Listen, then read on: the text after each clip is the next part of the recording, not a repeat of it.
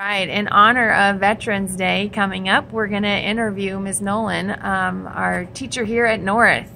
So, Ms. Nolen, yes. Let's start by saying, what branch did you serve in? I served in the Air Force. Oh, wonderful. That's my parents. My mom retired Air Force.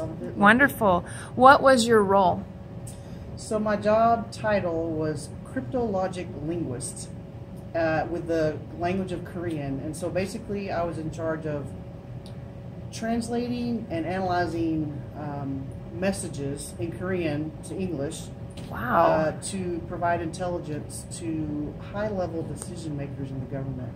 Oh my gosh. So I had a really high security clearance.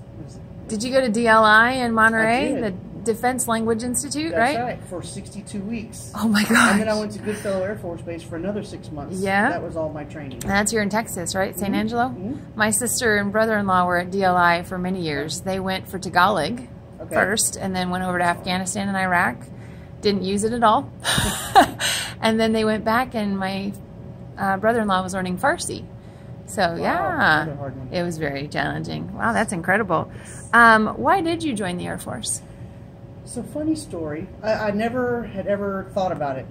And I went to college, right out of high school, graduated from college, couldn't find a job in my field, and my student loans were coming due. So my stepfather suggested, he was in the Navy before, and so he suggested the military. I was like, well, I never thought about that. So I talked to a couple of recruiters, got really excited about it, and joined, and it was one of the best decisions I ever made. Oh, that's awesome. So, how long were you in? Almost 8 years. Wow. That's I had to amazing. get out on a hardship because of my older son, or I would have already been retired. Oh, no. So teaching is my second career. Oh, wow. Yeah. Okay. And do you have any cool stories to share? I do have a couple. So one, it's not really a story, but since I worked in intelligence, I worked at the National Security Agency at Fort Meade, Maryland. NSA, right? Yes, NSA. And so my job, we were able to work side by side with the CIA, so I thought that was pretty cool. Ooh, that is cool. And my other cool story is when I was in Korea, so we have this plane, it's called a U-2, and they have these ginormous wings on them, and when the pilots are trying to land, they can't see the runway because of the wings. So there's this thing called a chase car, or a truck, and they sit on the end of the runway, and they wait for the plane to come over, and they follow them, and they let them know when they're getting closer to the ground so they don't crash into the runway.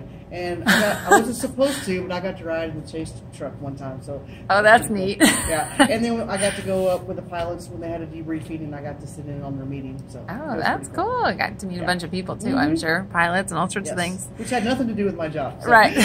I've learned a lot of that happens. People. Yeah, a lot of that happens. Yeah. And then, does your service still affect your life?